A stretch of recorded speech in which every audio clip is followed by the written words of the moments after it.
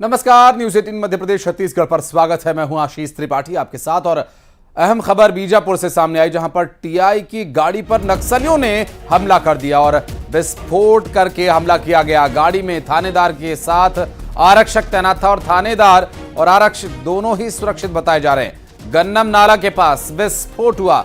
जागको राखे साइया मार सके ना कोई।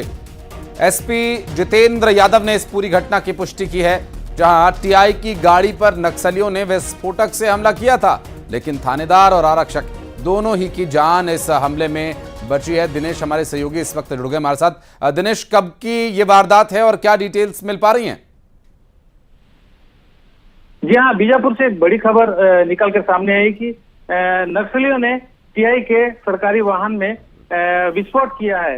इस विस्फोट में थाना प्रभारी आकाश मसीह 4 पहिया वाहन से सवार होकर बीजापुर जिला के मुख्यालय के लिए रवाना हुए थे।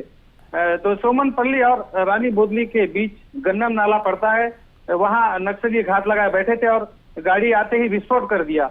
वाहन में थानेदार के साथ एक आरक्षक भी सवार था। थानेदार और आरक्षक दोनों ही सुरक्षित बताए गए हैं। वाहन के सामने का हिस्सा विस्फोट की जद में आया, जिससे वो बहुत ही ज्यादा क्षतिग्रस्त हो गया है और यह मामला फरसेगढ़ थाने का बताया जा रहा है और जिसे एसपी जितेंद्र यादव ने इस बात की पुष्टि की है। अक्सर देखा गया है कि नक्सली गाड़ियों को विस्फोट से उड़ाने की घटना को कई दिनों बाद अंजाम दिया है और ये घात लगाए बैठे रहते हैं और जैसे ही गाड़ी इनके जद में आती है, एक इनके पास यू आकार का एक तेंदु यू आकार का बनाया जाता है, जो गुलेल की अनुमान होता है।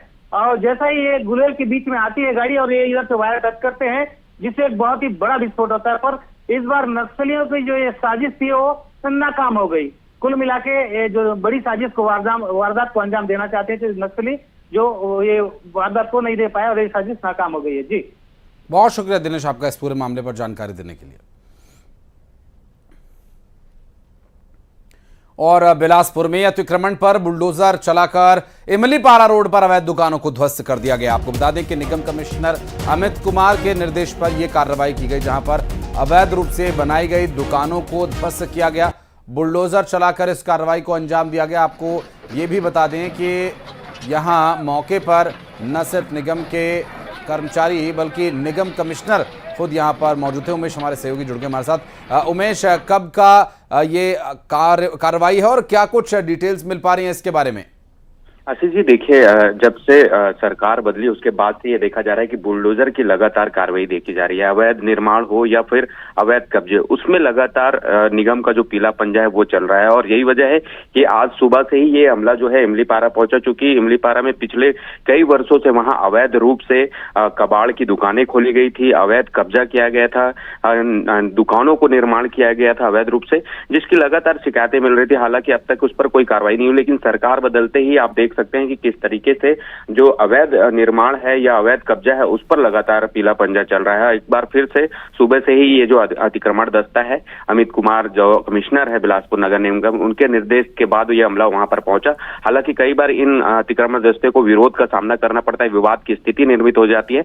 ऐसे में स्थानीय जो क्षेत्र के पुलिस विभाग की टीम है वो वहां पर मौके पर पहुंचकर इस अतिक्रमण की कार्रवाई पर सहयोग करते हुए दिखाई दे रहे हैं। तो ये लगातार जो कार्रवाई है बिलासपुर में देखी जा रही है। इसके साथ ही इमलीपारा से लेकर बस स्टैंड की जो एक रोड है, जो कई सालों से वो रोड जो है इसलिए नहीं बन पाई क्योंकि वहां अवैध तरीके से दुकानें बनाई गई थी, उस दुकानों को तोड़ा जाना था। हाईकोर्ट में ये मामला चल रहा था, क्योंकि हाईकोर्ट ने भी इस पूरे मामले को लेकर निगम को सौंप दिया है कि वहां पर सड़क जो है वो निर्माण कराया जा सकता है। लिहाजा सुबह से ही जो अतिक्रमण दस्ता है इन अवैध कब्जाधारियों को हटाने के लिए मौके पर पहुंचा और जो निर्माण किया गया है अवैध तरीके से बिल्डिंग या दुकानें, उनको ढहाया जा रहा है। जी, बहुत शुक्रिया आपका इस पूरे मामले पर जानकारी देने के लिए उमेश।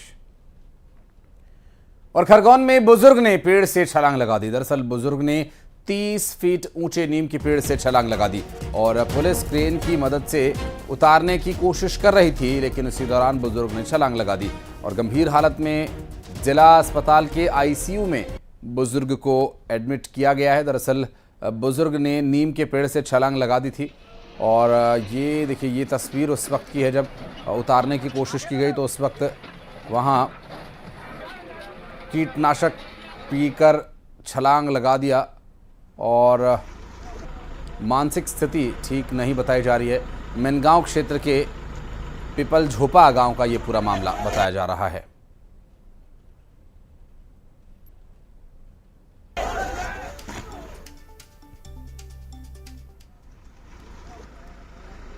और ये देखिए पेड़ से सूचना मिली थी कि एक मरीज जो पीपल झोपा निवासी है भगवानपुरा थाना क्षेत्र का अस्पताल में भर्ती था। वो किसी कारण से पेड़ पे चढ़ गया था। तो उस सूचना पर हम आए थे, उसको काफ़ी प्रयास किया पेड़ पे से उतरवाने का। उसके परिवार की मदद से भी उसको समझाने का प्रयास किया कि नीचे आ जाए, पर वो अचानक पेड़ पे से कूद गया। अभी प्रथम दृष्टया उसको कुछ चोटें आई है, पर प्राथमिक उपचार किया जा रहा है जिला अस्पताल में।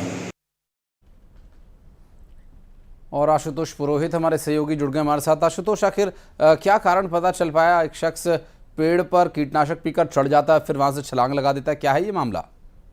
आशीष में बताना चाहूंगा, ये पूरा मामला है पीपल झोपा का। एक बुजुर्ग है जो जिला अस्पताल में 2 रोज पहले पायजन पीने के चलते उसको भर्ती कराया गया था। और ये बीती रात जो है करीब देर रात को ये जो है पेड़ पे जिला अस्पताल में पेड़ पे था, जिद कर रहा था घर जाने की। इसके चलते हुए परिजन उसको लेके जा रहे थे, परिजनों के हाथ से छूट के और ये पेड़ पे नीम के पेड़ पे चढ़ गया। और नीम के पेड़ पे चढ़ने के बाद जब नगर पालिका और की क्रेन और पुलिस पहुंची, इसको खूब समझाइश दी गई। करीब 2-3 घंटे ड्रामा चलता रहा और उसके बाद ये जो है पेड़ से कूद के छलांग लगा दिया। प्रारंभिक रूप से जो बात सामने आ रही कि उसका परिजनों का ये कहना है कि उसका दिमागी संतुलन ठीक नहीं था और उसने 2 दिन पहले पायजन भी पिया था, इसलिए उसको जिला अस्पताल में भर्ती कराया गया था। और जिला अस्पताल में भर्ती कराने के बाद उसका उपचार चल रहा था। वो घर जाने की जिद कर रहा था और घर ले जाने के दौरान ये पेड़ पे चढ़ा और 30 फीट नीचे गिर गया। हालांकि सुखद ये है कि अभी वो गंभीर रूप से आईसीयू में भर्ती, उसके सिर पैर हाथ पैर में चोट आई है और डॉक्टरों ने उसको हालांकि सलाह दी है कि वो उसको इंदौर रेफर किया जाए, पर लेकिन अभी उसका आईसीयू में उपचार चल रहा है। और परिजनों का ये कहना है कि वो तनाव में था और दिमागी उसका संतुलन ठीक नहीं है। जी आशीष, आप नजर बनाए रखिएगा। आशुतोष, आगे डिटेल्स लेंगे आपसे। बहुत शुक्रिया फिलहाल आपका इस पूरे मामले पर जानकारी देने के लिए। और खबर खंडवा से, जहां अस्पताल में आग लगने का एक मामला सामने आया। दरअसल सोलर पैनल के बैटरी रूम में आग लगी थी और आग पर कर्मचारियों ने काबू पाया। लाखों रुपए की बैटरी आग की चपेट में आ गई।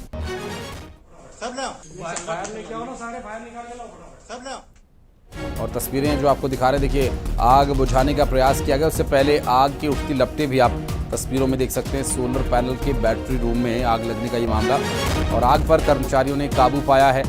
और आग बुझाने के लिए यहाँ एक्सटिंग्विशर्स का इस्तेमाल किया गया किसी तरह से, लेकिन नुकसान तब तक काफ़ी हो चुका था, लेकिन गनीमत रही, किसी तरह की कोई जनहानि नहीं हुई यहाँ पर। और ये जो आग लगी, ये दरअसल सोलर पैनल की बैटरी रूम में रखी हुई बैटरीज में आग लगी थी और यहाँ पर रखी हुई लाखों की बैटरीज आग की चपेट में आकर स्वाहा हो गई।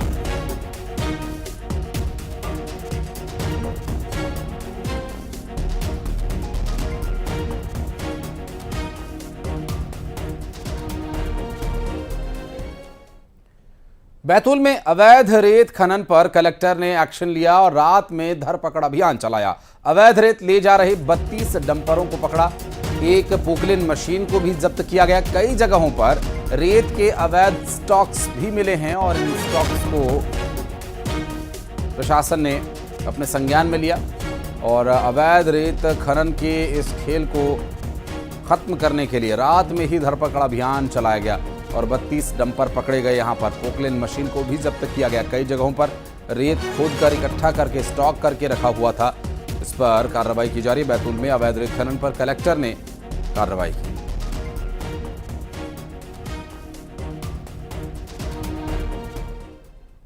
और धार में भोजशाला का 55वें दिन का सर्वे जारी है और एएसआई की टीम सर्वे में जुटी हुई है। मजदूर, हिंदू पक्षकार, मुस्लिम पक्षकार सभी की मौजूदगी में धार में भोजशाला के धार में ये कार्रवाई चल रही है और धार की भोजशाला में हो रहे इस सर्वे में आज 55वां दिन हो गया है।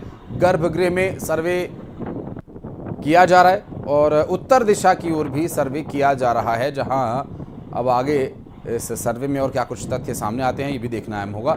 और अभी चूंकि ये मध्य प्रदेश हाईकोर्ट की इंदौर बेंच के द्वारा जो निर्देश दिया गया उसके अनुसार ये सर्वे कराया जा रहा है और इसकी रिपोर्ट कोर्ट में जमा कराई जानी है।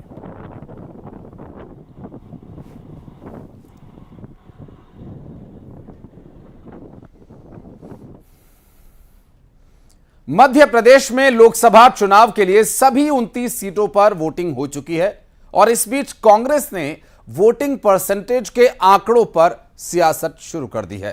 कांग्रेस ने देरी से आंकड़े जारी किए जाने पर सवाल उठाए तो वहीं बीजेपी ने कांग्रेस पर पलटवार करते हुए तंज कसा है।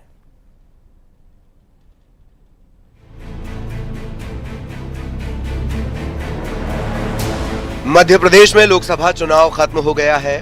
प्रदेश की सभी 29 सीटों पर वोटिंग हो चुकी है और प्रत्याशियों की किस्मत ईवीएम में कैद है। लेकिन इस बीच प्रदेश में वोटिंग के फाइनल आंकड़े को लेकर सियासी पारा हाई हो गया है। कांग्रेस ने आंकड़े देर से जारी करने पर सवाल उठाए। यही नहीं, अनुमानित पोल और फाइनल पोल के अंतर को लेकर भी कांग्रेस ने सवाल खड़े किए। पहले अनुमानित मतदान बताता है, तो जब पहले चरण का मतदान हुआ और दूसरे चरण का, तो निर्वाचन आयोग ने अनुमानित मतदान 60% बताया और उनको 1 या 2 दिन बाद एग्जैक्ट बताना चाहिए कि कितना पोल हुआ। उन्होंने क्या किया कि 10 दिन तक बताया ही नहीं। ये इतिहास में भारत के पहली बार हुआ कि मतदान के बाद एग्जैक्ट पोल कितना हुआ ये 10 दिन तक बताया नहीं। और अनुमानित पोल और एग्जैक्ट पोल जो है उसमें कभी इतना अंतर नहीं आया जब 10 दिन बाद निर्वाचन आयोग। और इस बीच एक बड़ी और दुखद खबर आपको बता दें आ रही है, जहां राजमाता माधवी राजे सिंधिया के निधन की जानकारी मिल रही है। ज्योतिरादित्य सिंधिया की माता का निधन हो गया है। आपको बता दें केंद्रीय मंत्री ज्योतिरादित्य सिंधिया की माता राजमाता माधवी राजे सिंधिया के निधन की दुखद खबर मिल रही है। लंबे समय से ये बीमार चल रही थी और बीमारी के चलते दिल्ली के एम्स में इनका इलाज करवाया जा रहा था और इलाज के दौरान ज्योतिरादित्य सिंधिया की माता का निधन हो गया बताया जा रहा है। दरअसल माता माधवी राजे सिंधिया के निधन की जानकारी मिल रही है। लंबे समय से बीमार चल रही थी ज्योतिरादित्य सिंधिया की माता माधवी राजे सिंधिया। दिल्ली के एम्स में इनका इलाज चल रहा था और इलाज के दौरान इनकी निधन की जानकारी मिल रही है। जानकारी ये भी मिल रही है कि दिल्ली के एम्स में इन्होंने आखिरी सांस ली और आपको बता दें कि राजमाता लंबे समय से एम्स में भर्ती थी। दिल्ली के एम्स में इनका इलाज चल रहा था और इलाज के दौरान इनकी मौत हो गई और ज्योतिरादित्य सिंधिया की माता के निधन की अभी जानकारी मिल रही है। बड़ी और दुखद खबर। और अभी जो मिल रही है जानकारी, लंबे समय से बीमार चल रही थी, दिल्ली के एम्स में इन्हें एडमिट कराया गया था और इस दौरान इलाज के दौरान उनकी निधन की जानकारी मिल रही है। ज्योतिरादित्य सिंधिया की माता माधवी राजे सिंधिया की निधन की मिल रही है जानकारी। एक दुखद खबर अभी मिली दिल्ली से और अभी हालांकि इस पूरे मामले में और जानकारी आप तक पहुंचाएंगे।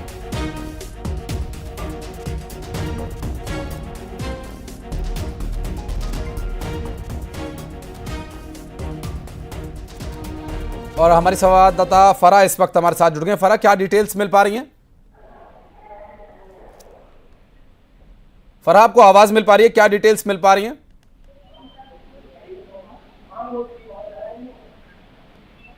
चलिए प्रयास करेंगे फराज से हम बात करने की। संभव है कि आवाज़ अभी उन्हें नहीं मिल पा रही है और अभी जो जानकारी फ़िलहाल मिल रही है उसके अनुसार अभी बताया जा रहा है कि दिल्ली के एम्स में वो एडमिट थी और काफ़ी समय से बीमार भी थी और इस बीमारी के चलते उन्हें दिल्ली के ऑल इंडिया में भर्ती कराया गया था और यहाँ पर अभी जानकारी मिल रही है कि उनका निधन हो गया है। और अभी जो स्थिति है, क्या कारण रहा, अभी तात्कालिक परिस्थितियां किस तरह से थी, ये भी जानने का प्रयास करेंगे। और आपको बता दें कि ज्योतिरादित्य सिंधिया की माता माधवी राजे सिंधिया के निधन की जानकारी अभी मिली है। दिल्ली में उनका एम्स में इलाज चल रहा था और इलाज के दौरान राजमाता माधवी राजे सिंधिया के निधन की जानकारी मिल रही है। एक दुखद खबर मध्य प्रदेश वासियों के लिए और ख़ास करके राज परिवार के नज़दीक जो लोग हैं उनके लिए भी। और चूँकि ज्योतिरादित्य सिंधिया की माता काफ़ी समय से और लंबे समय से राज परिवार मध्य प्रदेश में लोकप्रिय रहा है और लोगों के बारे में सोचना और ये फरा हमारी सहयोगी इस वक्त जुड़ गए, उनसे बात करेंगे। फरा, अगर आवाज़ मिल पा रही है जानकारी दीजिएगा, कब ये जानकारी मिली माधवी राजे सिंधिया के निधन की? जी बिल्कुल, देखिए अभी साफ तौर पर ये पता चला है कि पिछले 3 महीने से जो है केंद्रीय मंत्री ज्योतिरादित्य सिंधिया की मां माधवी राजे का जो है वो एम्स में इलाज चल रहा था और उसके बाद अब ये खबर सामने आ रही है कि उनका निधन हो गया है। और आपको बता दूं कि वो काफी समय से वेंटिलेटर पर थी। उनकी जो तबीयत है वो अभी बीच में भी बहुत ज्यादा खराब हुई थी, जिसके बाद जो है कुछ ज्योतिरादित्य सिंधिया उनके परिवार वाले जो थे वो आए थे। और उसके बाद तब भी ये माना जा रहा था कि उनकी हालत बहुत ज्यादा क्रिटिकल है, क्योंकि एम्स ने परिवार को सूचना दी थी और उसके बाद पूरा परिवार यहाँ आया था। और उसके कुछ टाइम बाद ही अभी ये जानकारी सामने आई है कि उनका निधन हो गया। देखिए 3 महीने से वो बहुत ज्यादा क्रिटिकल थी, उनकी तबीयत लगातार बार बार खराब हो रही थी और वेंटिलेटर पर उनका इलाज चल रहा था। और अब ये जानकारी सामने आ रही है। बाकी अभी एम्स की तरफ से जो है वो साफ तौर पर पूरी ऑफिशियल तौर पर जानकारी सामने आना रह गई है, पूरा जो बुलेटिन होता है वो आना रह गया है, लेकिन ये जानकारी आ रही है कि उनका निधन हो गया है। अब जो है वो परिवार की तरफ से क्या ऑफिशियली आता है इसके लिए भी इंतजार करना होगा। ठीक है फरहान, और डिटेल्स के उनकी लिए आगे आपसे इसी जानकारी साल लेंगे। 6 मार्च जी। को बहुत ज्यादा खराब हो गई थी, जिसके बाद से उनकी जो हालत है वो लगातार बीच बीच में बार बार नाजुक बन रही थी, जिसके बाद उनको लाइफ सपोर्टिंग सिस्टम पर रखा गया था। और उसके बाद जो है वो अभी लगातार 3 महीने से जो है वो वेंटिलेटर पे थी, जिसमें बीच बीच में कई बार उनकी ऐसी स्थिति हो रही थी जिसमें डॉक्टर्स कह रहे थे कि बहुत ज्यादा क्रिटिकल है, और बार बार फैमिली को जो है वो इन्फॉर्म किया जा रहा था। और अभी कुछ दिन पहले ही, जैसे मैंने आपको पहले बताया कि फैमिली को इन्फॉर्म किया था कि उनकी तबीयत बहुत ज्यादा क्रिटिकल हो गई है। ऐसे में डॉक्टर्स ने साफ तौर पर कह दिया था कि वेंटिलेटर पर भी उनकी हालत जो है वाइटल्स वो बीच में सुधर बहुत नहीं ज्यादा रही। जो लेवल से नीचे चले गए थे और इस वजह से ज्यादा परेशानी राजमाता माधवी को हो रही थी। और अभी जो जानकारी मिल रही है, फरा इस पर आप नजर बनाए रखिएगा, आगे डिटेल्स आपसे लेंगे। बहुत शुक्रिया फिलहाल आपका इस पूरे मामले पर जानकारी देने के लिए। और बढ़ते आगे, रुक करेंगे कुछ अन्य खबरों का। दुर्ग में एक शख्स पर धारदार हथियार से हमला किया गया और मामूली से विवाद में चाकू से हमला कर वारदात को अंजाम दिया। बिलाई पावर हाउस स्टेशन के पास की यह घटना है। मामला दर्ज कर जांच में जुटी है पुलिस और छावनी थाना पुलिस की कार्रवाई जारी है। दुर्ग में धारदार हथियार से एक शख्स पर हमला किए जाने का मामला।